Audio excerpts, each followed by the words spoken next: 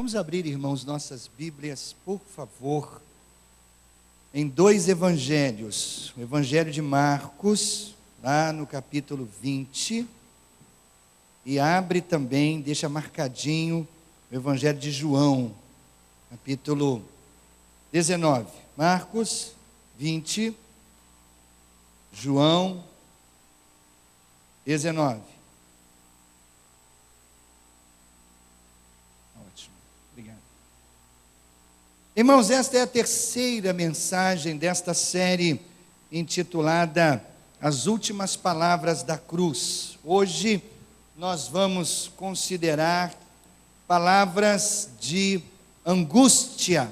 Palavras de angústia. Eu tenho pesquisado as últimas palavras, palavras finais de pessoas famosas, e é tão interessante. Por exemplo, Joan Crawford, ela foi uma estrela do cinema americano. A carreira dela se estendeu por mais de 40 anos. Ela gravou diversos filmes na década de 60, principalmente. Em 1977, em Nova York, ela estava morrendo, e uma das suas enfermeiras particulares era cristã, e vendo-a morrer, ela começou a orar silenciosamente por Crawford.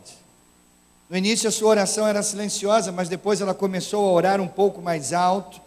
Quando Crawford a ouviu orando, ela disse suas últimas palavras antes de morrer. Primeiro ela disse um grande palavrão como insulto a Deus. Ela xingou Deus. E depois ela disse para sua empregada, para sua enfermeira: não se atreva a pedir a Deus que me ajude. Em seguida morreu. De maneira terrível, para sair da vida e entrar na eternidade, não é mesmo? Mas aí eu fui procurar alguns pastores e evangelistas famosos que morreram. Quais foram suas últimas palavras?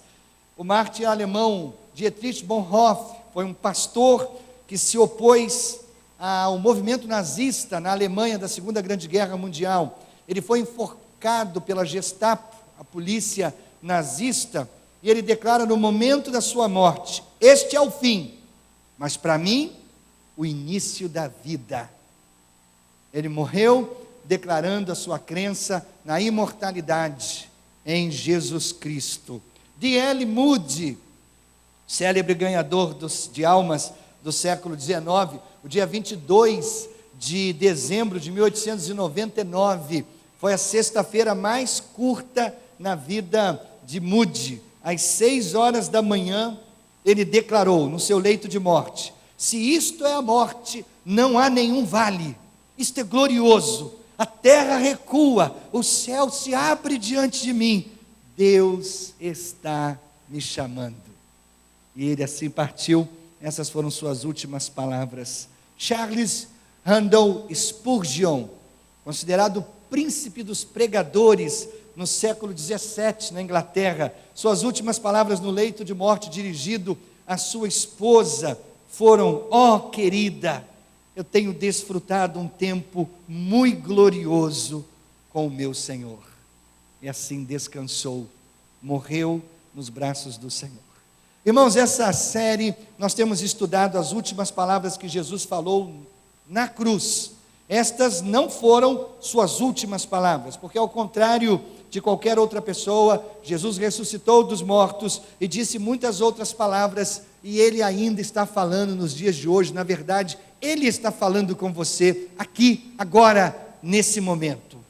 Há 2 semanas nós ouvimos Jesus dizer: Pai, perdoa-lhes porque não sabem o que estão fazendo. Foram palavras de perdão, palavras de restauração.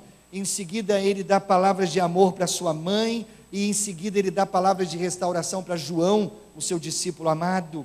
Na semana passada nós ouvimos Jesus falar palavras de promessa a um ladrão na cruz, ao seu lado. É interessante, essa semana eu ainda revisava um pouquinho dessas palavras de Jesus ao ladrão na cruz, e eu percebi que há uma semelhança entre o que aconteceu com o ladrão na cruz e o que aconteceu com Adão no paraíso.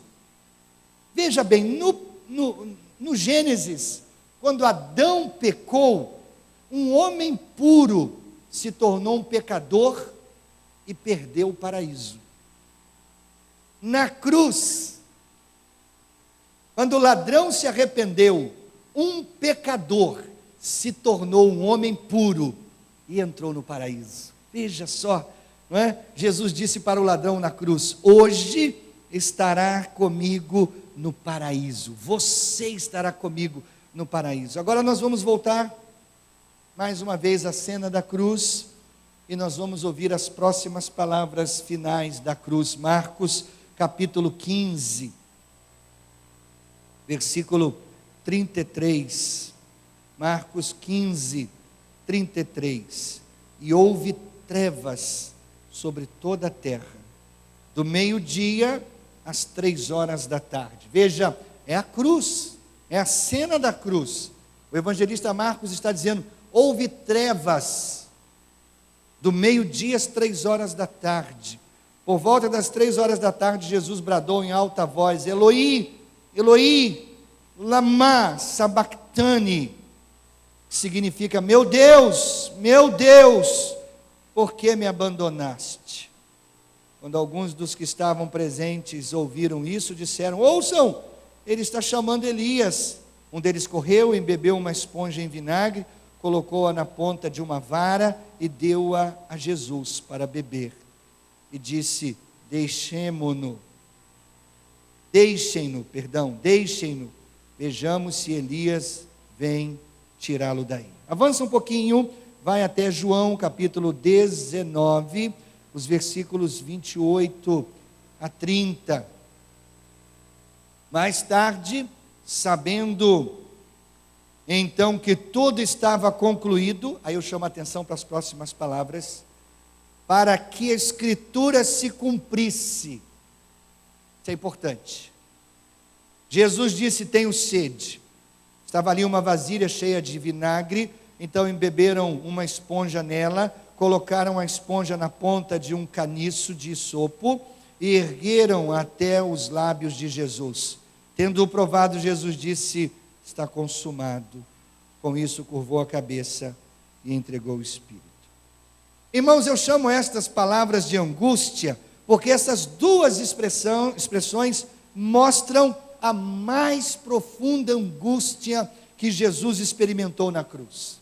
Nós vamos dar uma olhada nessas duas palavras, expressões de angústia, e delas retirar lições para a nossa vida. A primeira foi essa: meu Deus, por que me abandonaste? Essas palavras expressaram a solidão da cruz. O registro dos evangelhos nos diz que Jesus permaneceu pendurado na cruz por 6 horas. Ele foi crucificado às 9 da manhã e morreu às 3 da tarde. Ao meio-dia, de repente, houve uma escuridão completa, súbita, repentina. Num momento o sol brilhava, no outro momento estava escuro, como se alguém tivesse desligado o interruptor do sol. Como nós veremos, não foi um eclipse, não foi um dia nublado, foi uma escuridão tão espessa como tinta. Talvez você pudesse tocar nessa escuridão como se tocasse num cobertor grosso. Era o tipo de escuridão inesperada, que talvez tenha trazido frio à pele das pessoas, gelo à alma das pessoas. As pessoas que estavam ao redor da cruz insultavam e vaiavam Jesus. A multidão calou-se repentinamente.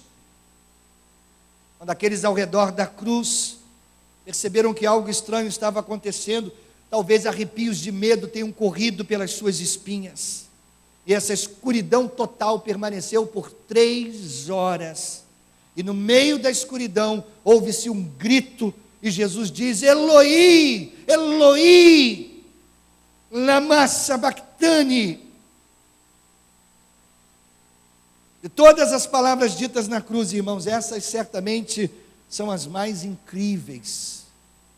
Há 2 pepitas importantes que eu garimpei dessa afirmação de Jesus. Primeiro, Jesus foi abandonado para que eu possa ser aceito.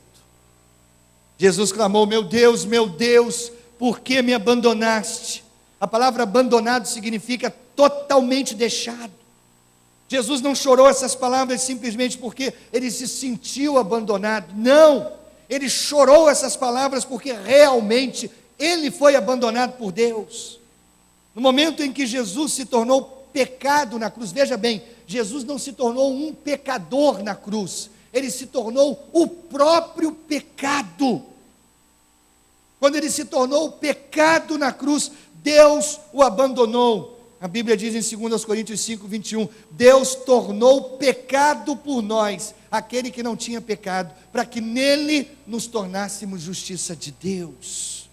Jesus nunca se tornou um pecador, em vez disso, ele se tornou pecado por nós. Foi o pecado que foi crucificado. Pregador americano e também escritor de vários livros, até em português, Ray Pritchard, ele descreve esse acontecimento na cruz. Ele diz: imagine que em algum lugar do universo há uma fossa, contendo todos os pecados que já foram cometidos. A fossa é profunda, escura, indescritivelmente suja. Todas as más ações que homens e mulheres já fizeram estão flutuando naquela fossa. Um rio de sujeira flui constantemente daquela fossa, reabastecendo a vil mistura com todo o mal feito todos os dias. Agora, diz Pritchard, imagine que enquanto Jesus estava na cruz, essa fossa foi esvaziada sobre ele. Veja o fluxo de sujeira que se instala sobre ele. O fluxo nunca para, é vil, tóxico, mortal, cheio de doença, dor, sofrimento. Quando Deus olhou para o seu filho, ele viu a fossa do pecado esvaziada sobre a sua cabeça. E Pritchard conclui dizendo: não admira que ele tenha afastado os seus olhos desta visão. Quem poderia suportar essa visão? De fato, irmãos, Deus é tão puro, Deus é tão santo, que ele não pode sequer olhar para o pecado. Então, nesse curto período de tempo, de 3 horas, em que essa transação para nossa salvação estava acontecendo ali na cruz, Jesus foi abandonado por Deus. A Bíblia diz em Abacuque 1,13, teus olhos são tão puros que não suportam ver o mal, não podes tolerar a maldade. Isaías 54, 7, 8 diz, por um breve instante eu a abandonei, mas com profunda compaixão eu a trarei de volta. No impulso de indignação escondi de você por um instante o meu rosto, mas com bondade eterna terei compaixão de você, diz o Senhor, o seu Redentor. Irmãos, esse é o grito mais triste que Jesus emite na cruz. Talvez seja o grito mais triste jamais dito sobre a face da terra. Desde o início de todas as coisas, Deus o Pai e Deus o Filho tinham sido coiguais, coexistentes, andaram em comunhão plena, completa, total. Jesus e o Pai comungavam de tanta comunhão que Jesus ousou dizer: eu e o Pai somos um. Mas por aquelas poucas horas em que Jesus se tornou pecado por nós, esse laço de alguma maneira foi quebrado. Você notou que Jesus se dirigiu a Deus nesse momento, chamando Deus de Deus? Em todos os outros momentos na cruz, ele chamou Deus de Pai. Ele disse, a sua primeira palavra na cruz foi: Pai, perdoa-lhes. Se você observar, a última palavra de Jesus na cruz foi: Pai, em tuas mãos entrego. Ele chamou Deus de Pai várias vezes na cruz, mas apenas nesse momento ele chama Deus de Deus. Elohim. Por quê? Minhas filhas eventualmente me chamam de pai, papai. Não, na verdade elas me chamam sempre de pai, papai. Papai quando elas querem alguma coisa mais cara. Não é? Papai, aí eu já sei que vai ficar caro. Mas seria como as minhas filhas me chamarem de pastor, pastor. Essas palavras são muito profundas. São tão profundas que sequer nós podemos compreendê-las. O grande reformador Martinho Lutero diz que, ao ler essa passagem, Lutero permaneceu meditando sobre esta passagem por horas. Ele não se levantou do seu lugar para comer, para beber, nem para dormir. Por horas ele passou pensando a respeito dessa palavra. Meu Deus, por que me abandonaste? Depois de muitas e muitas horas ele levantou as mãos e ele diz: Deus desamparando Deus. Quem pode compreender isso? Agora, querido, você não tem que entender a base teológica disso para você experimentar o benefício disso. Você não entende como funciona a eletricidade, mas você se beneficia dela, não é verdade? Você não entende como seu celular funciona, mas você se beneficia dele. Você não precisa entender como funciona todas as coisas na teologia, mas você pode se beneficiar delas, de todas essas coisas. Jesus foi abandonado por Deus na cruz, para que eu e você pudéssemos ser aceitos por Deus. Eu amo a palavra do cântico que diz: Ele morreu a nossa morte, para vivermos sua vida, nos trouxe grande salvação. Abandonado na cruz, para que eu possa ser aceito. Mas há uma outra verdade por trás dessa palavra: meu Deus, por que me abandonaste? Jesus morreu em trevas, para que eu possa viver na luz. Como eu mencionei anteriormente, a Bíblia diz: ao meio-dia, uma escuridão espessa caiu sobre o Monte Calvário. Aquilo deve ter provocado um sentimento assustador nas pessoas que estavam ao redor da cruz. Você já esteve em casa à noite, as luzes acesas, e de repente a energia se foi, tudo se apaga. Foi isso que aconteceu ao meio-dia, lá na cruz. Nos filmes sobre a crucificação, essa escuridão muitas vezes é retratada como um eclipse, ou uma tempestade. Mas, queridos, não há razão para a gente acreditar que esse tenha sido um fenômeno natural. Na verdade, ele foi um fenômeno sobrenatural. Escuridão ao meio-dia. O dia foi transformado em noite, de maneira que as estrelas podiam ser vistas. Obviamente, isso não foi um eclipse solar. Jesus foi crucificado durante a Páscoa. A Páscoa é na lua cheia. É impossível que a lua seja posicionada entre a terra e o sol quando ela está cheia.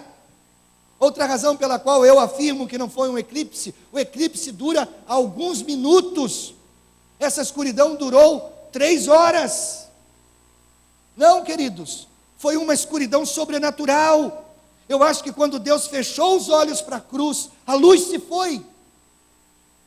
Esse é o mesmo Deus que falou: na escuridão haja luz, e houve luz. Então Deus poderia simplesmente ter dito: haja escuridão, e houve escuridão. Quando Deus virou a sua face da cruz, o mundo perdeu temporariamente a luz de Deus. A Bíblia diz em 1 João capítulo 1, versículos 5 a 7, Deus é luz, nele não há treva alguma. Se porém andamos na luz, como Ele está na luz, temos comunhão uns com os outros, e o sangue de Jesus, seu Filho, nos purifica de todo pecado. Queridos, Jesus morreu em trevas para que possamos caminhar na luz, ter comunhão com Deus. Foi por isso que Ele morreu em trevas, para que eu e você caminhemos na luz. Mas vamos ver as próximas palavras de angústia. Ele disse: eu tenho sede. Isso expressou a agonia da cruz. A Bíblia diz que Jesus gritou: meu Deus, por que me abandonaste? Mas eu desconfio que quando Jesus disse eu tenho sede, tenha sido um sussurro rouco, cansado, sede. Essas palavras, mais do que qualquer outra, fala da agonia física da cruz. Eu não vou entrar em detalhes da agonia física, mas nós vivemos num tempo de terrorismo, de bombas explodindo nos corpos dos muçulmanos, tiroteios nas ruas, violência gratuita nos filmes, e vai parecendo que a gente vai se tornando insensível à violência, insensível à dor. Mas, querido, nunca se esqueça Jesus sofreu o mesmo tipo de dor que você sofreria se você tivesse cravos cravados em sua mão. Jesus sofreu o mesmo tipo de dor que você teria se você tivesse cravos cravados na carne dos seus pés. É a mesma dor. Um dos maiores teólogos da nossa época, John Stott, ele escreveu: eu nunca poderia acreditar num Deus imune à dor. Acho interessante o que Stott diz. Eu acredito em Deus por causa da dor da cruz.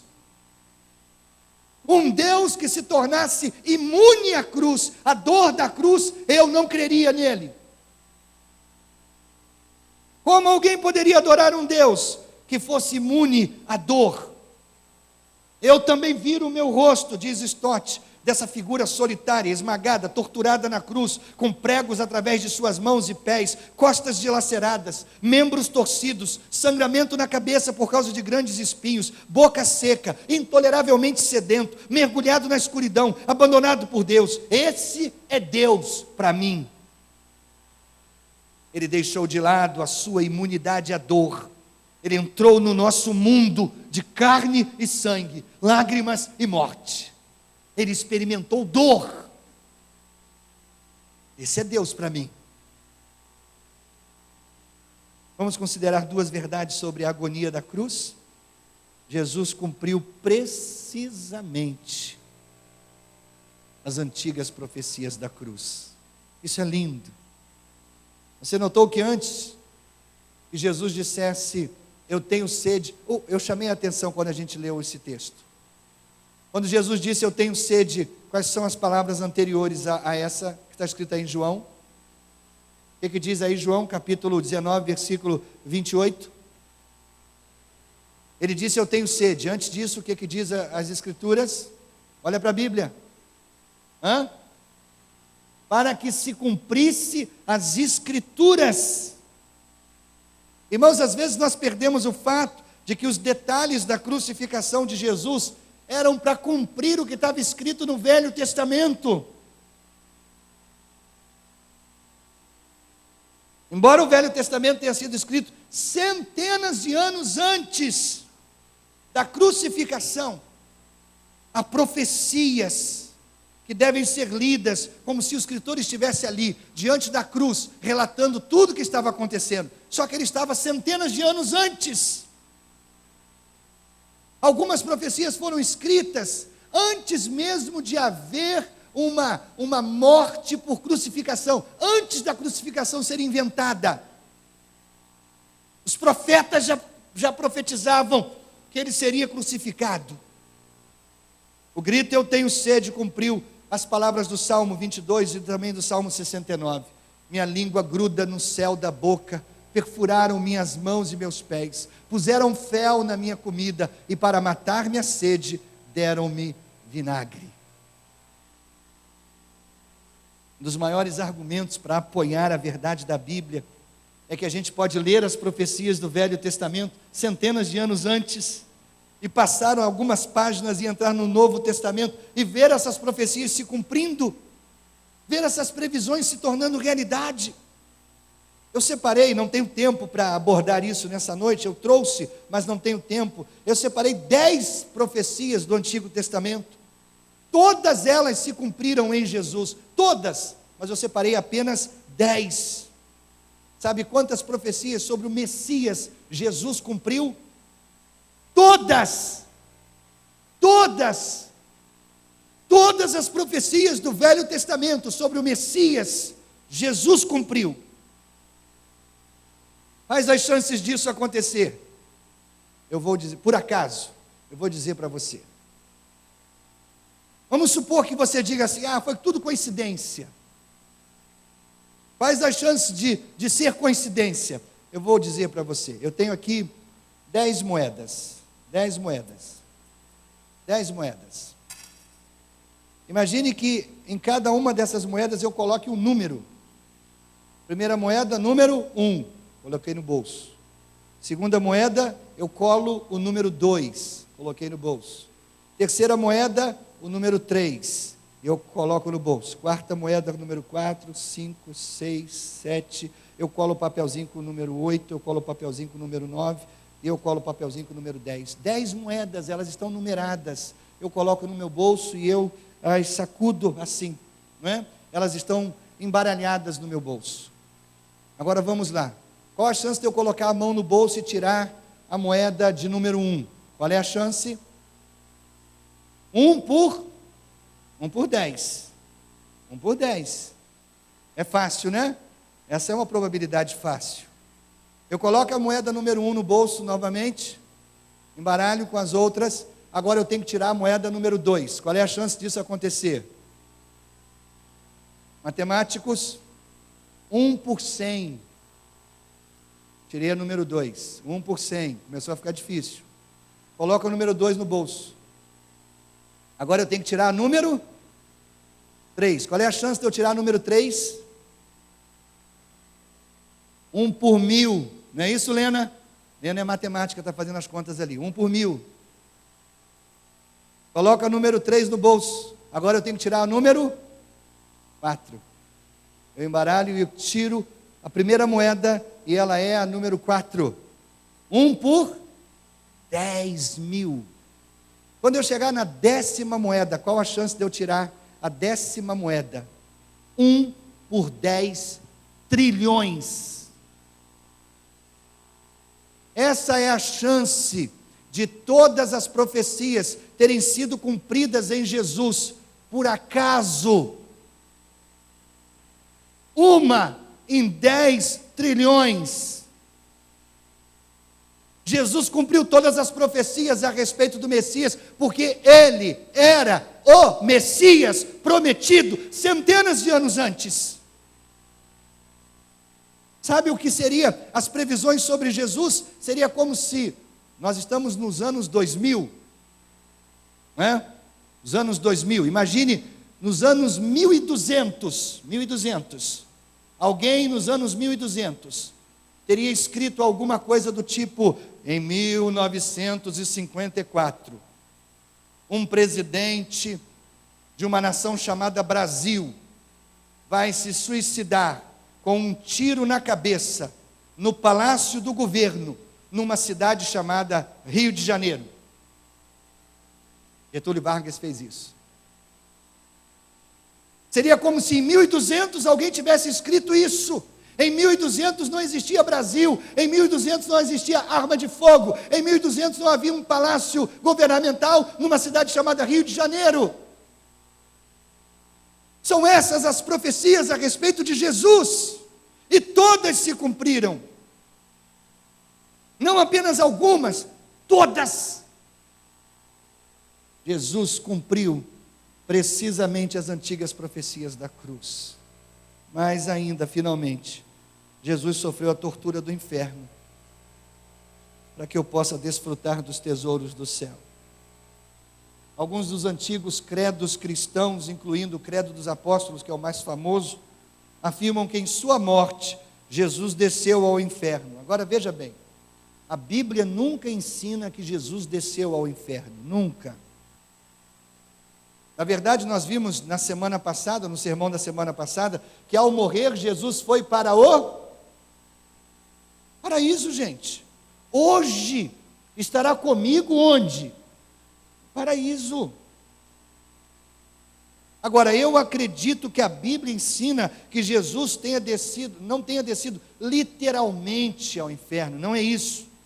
O que eu acredito é que a Bíblia ensina que Jesus experimentou o inferno por nós, durante essas 3 horas lá na cruz, 3 horas de escuridão lá na cruz. Eu penso que Jesus não foi ao inferno, foi o inferno que veio até Jesus. Pense nisso. O que é o inferno? O inferno é um lugar de eterna separação de Deus.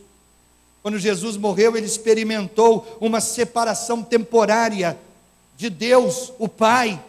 É por isso que ele gritou: meu Deus, por que me abandonaste?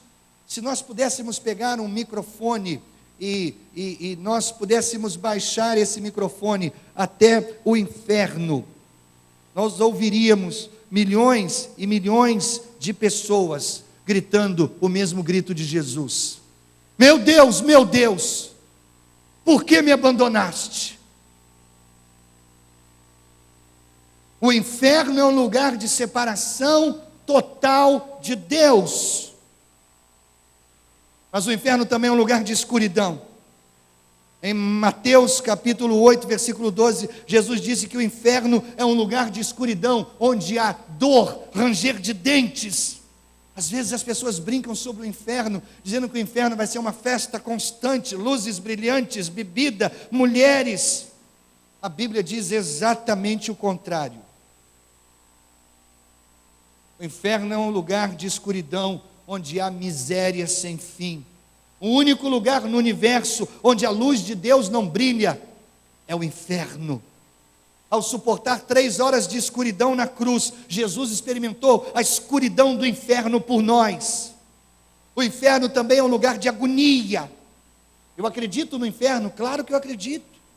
Jesus falou sobre o céu, mas também falou sobre o inferno. O inferno é um lugar de fogo, enxofre. Eu acho que é pior do que isso. Acho que quando Jesus usa fogo e enxofre para se referir ao inferno, Ele está usando a imagem mais dolorosa que nós podemos imaginar. Lucas capítulo 16, Jesus descreveu a morte de um homem rico. Esse homem foi para o inferno. Esse homem no inferno está clamando a Abraão: pai Abraão, tem misericórdia de mim. Manda que Lázaro molhe a ponta do dedo na água, refresque a minha língua, porque estou sofrendo muito neste fogo. Inferno, separação eterna, escuridão eterna, agonia eterna, miséria eterna. É isso que é o inferno. Mas Jesus foi o nosso substituto, Ele foi no nosso lugar, Ele sofreu todas as dores do inferno, então nós não precisamos mais sofrê-las. A Bíblia diz em 1 Pedro 2, Ele mesmo levou em seu corpo os nossos pecados sobre o madeiro, por suas feridas vocês foram curados, pois também Cristo sofreu pelos pecados uma vez por todas, o justo pelos injustos, para conduzir-nos a Deus. Jesus era o justo, eu sou o injusto, mas Ele tomou o meu lugar, para que eu possa conhecer Deus. Ó queridos, que amor deu início ao precioso plano da salvação. Ó querido, que graça bendita se derramou sobre o homem por causa da cruz. Ó querido, que poderosa fonte de misericórdia Deus abriu naquele monte do Calvário. Há uma igreja na Noruega, foi construída há muitos anos atrás. Numa das suas torres há a figura de um cordeiro esculpido. Na torre, lá no alto, um cordeiro esculpido. Diz a história fascinante, por trás dessa escultura, os homens estavam construindo essa torre. Eles estavam sobre andaimes, trabalhando na torre. Um dos trabalhadores se desequilibrou e caiu lá de cima. Caiu gritando, muitos metros abaixo. Seus companheiros de trabalho desceram correndo, apressados, esperando encontrá-lo morto. Mas para seu espanto e também para sua alegria, ele estava vivo. E ele estava andando apenas com pequenos arranhões. No momento da sua queda, um rebanho de ovelhas passava debaixo da torre. Quando o trabalhador caiu, ele caiu exatamente sobre um cordeiro que passava. O cordeiro foi esmagado até a morte, mas amorteceu a queda do trabalhador e ele viveu. Em memória desse milagre, o operário então esculpiu um cordeiro no alto daquela torre da qual ele havia caído. Irmãos, essa é uma imagem poderosa que se aplica a nós. Todos nós somos homens e mulheres caídos. Caídos. Jesus é o Cordeiro de Deus. Isaías capítulo 53, versículo 5 diz: Ele foi traspassado por causa das nossas transgressões, foi esmagado por causa de nossas iniquidades. O Cordeiro de Deus foi para a cruz, carregando o fardo do pecado e rebelião, e o nosso pecado foi colocado sobre ele, e o esmagou até a morte. Na morte de Jesus, ele amorteceu a nossa queda, E agora nós podemos andar livres, perdoados por causa da cruz. Há muitos anos atrás, Elvis Presley, isso mesmo, Elvis Presley, escreveu, ou gravou, melhor dizendo, uma canção chamada Jesus Andou Naquele Vale Solitário.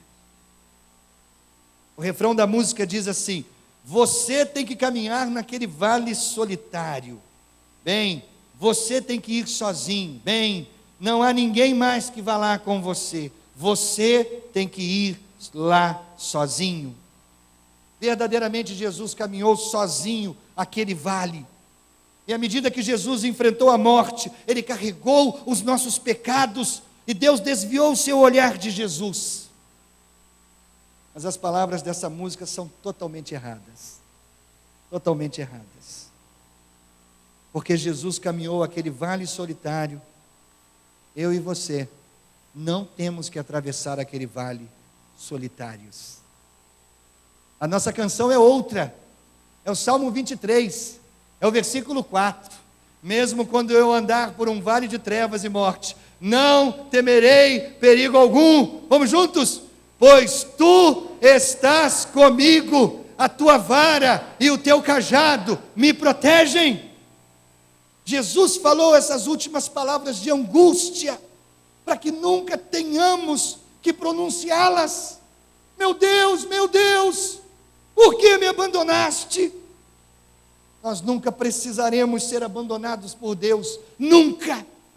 Ele chorou, eu tenho sede, para que nós possamos ouvir as últimas palavras que se encontram na última página da Bíblia.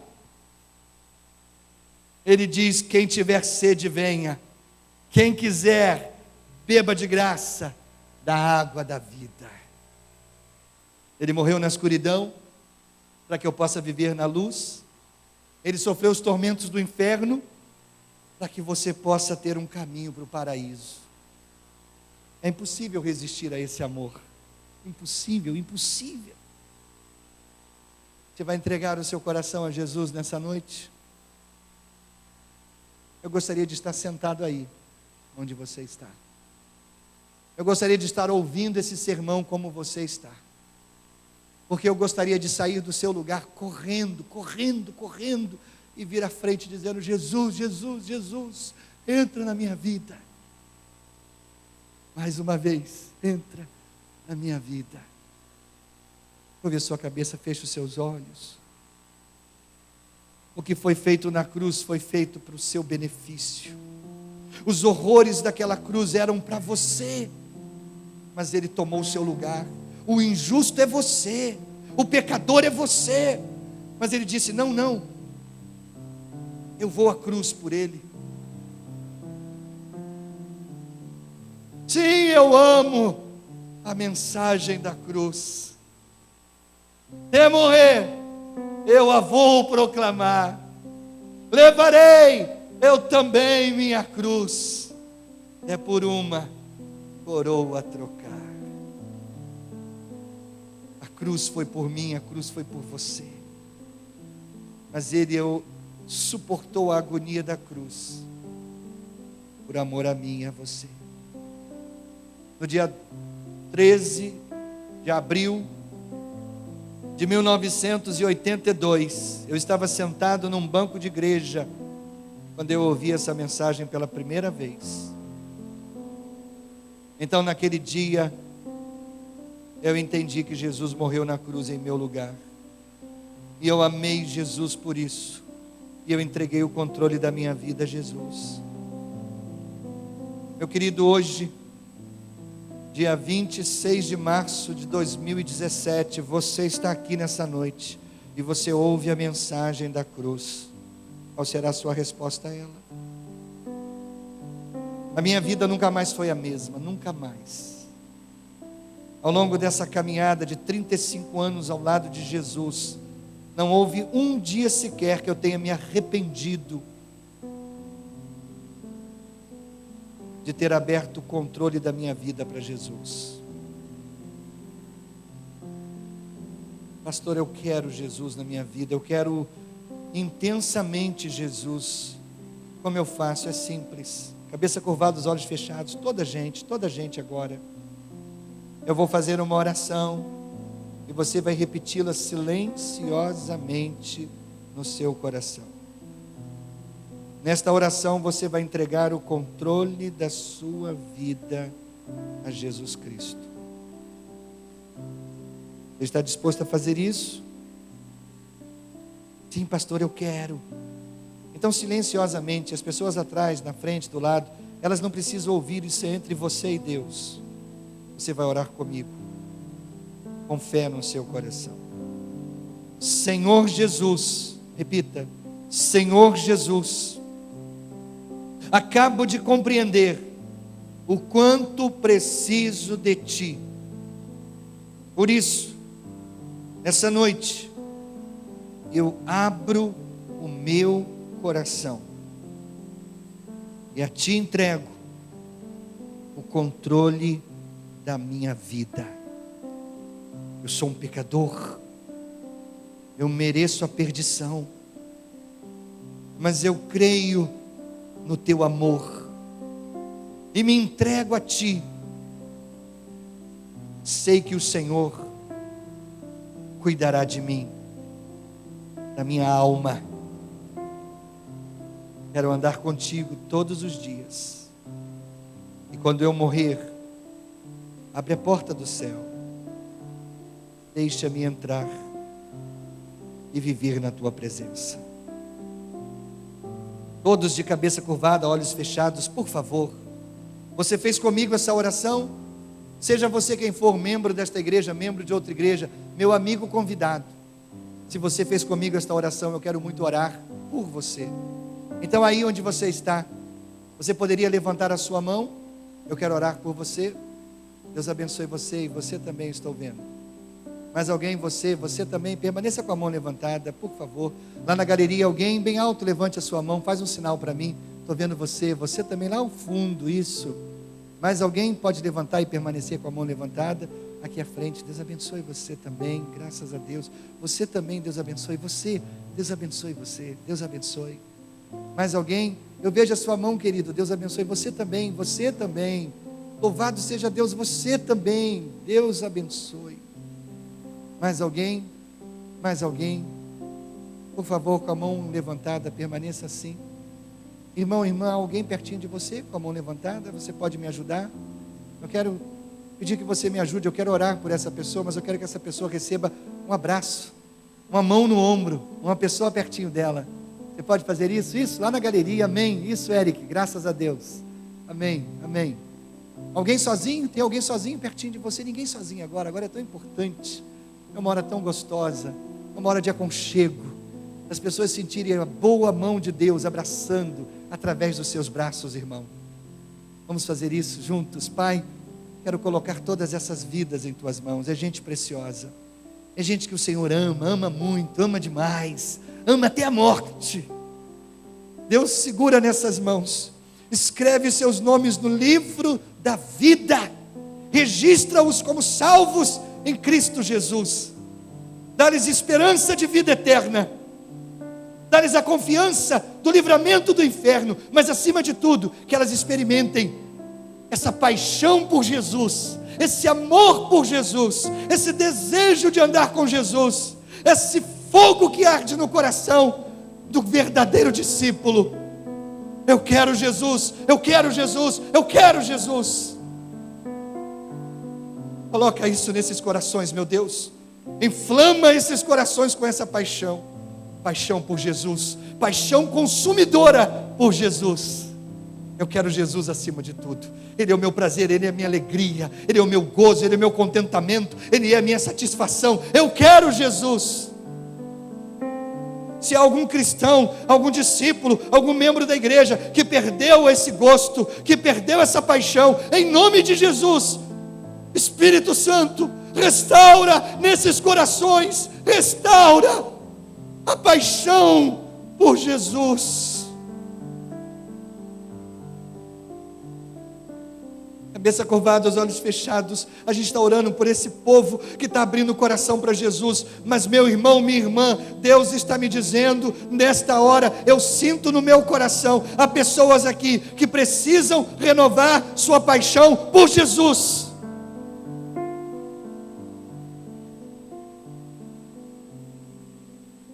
É você? É você? Essa é a tua hora. Essa é a tua hora. Completa, Deus, cada coração, a tua palavra. Vamos ficar todos de pé.